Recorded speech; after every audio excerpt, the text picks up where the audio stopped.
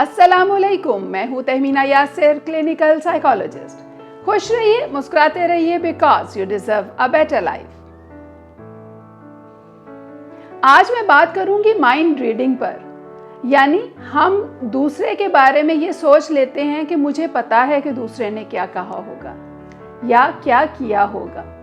यानी हम दूसरे का दिमाग पढ़ लेते हैं। ये कॉग्निटिव डिस्टॉर्शन है, यानी सोचने का गलत अंदाज है। चाहे आपको जितना मर्जी यकीन हो कि मुझे पता है दूसरे ने क्या कहा होगा या क्या सोचा होगा, आपको जब तक कंफर्म नहीं हो, आप उसके बारे में अगर अपने जहन में एक सोच बना लेते हैं तो इसका मतलब है कि आप गलत अंदाज में सोच रहे हैं। और यही गलत अंदाज जो है आगे जाकर बहुत से मसाइल को जन्म देता है।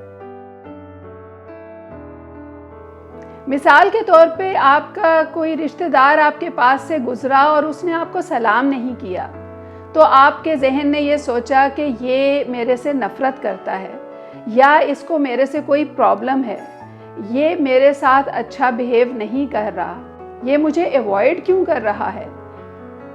जब ये सोचें आपके जहन में आई तो आपके जहन ने नेगेटिवली चलना शुरू कर दिया और या तो आप डिप्रेस्ड होना शुरू हो गए या फिर आप उससे लड़ने के लिए चले गए।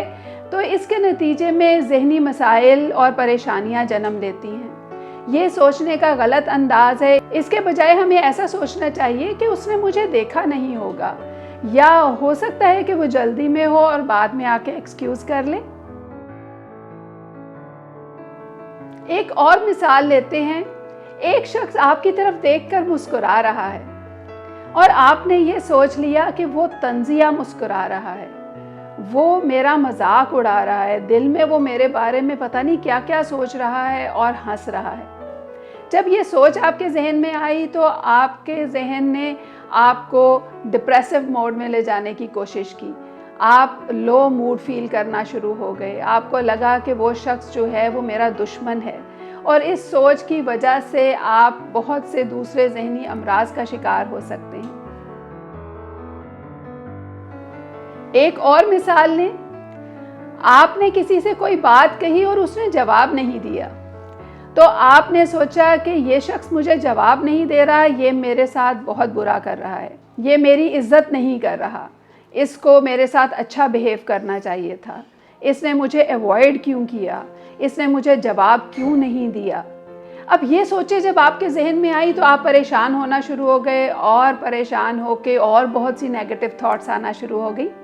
लेकिन बाद में पता ये चला कि उस शख्स ने आपकी आवाज़ नहीं सुनी थी। उसके जहन में अपने हवाले से कोई बात ऐसी चल रही थी कि जिसकी वजह से उसकी तवज्जो नहीं थी।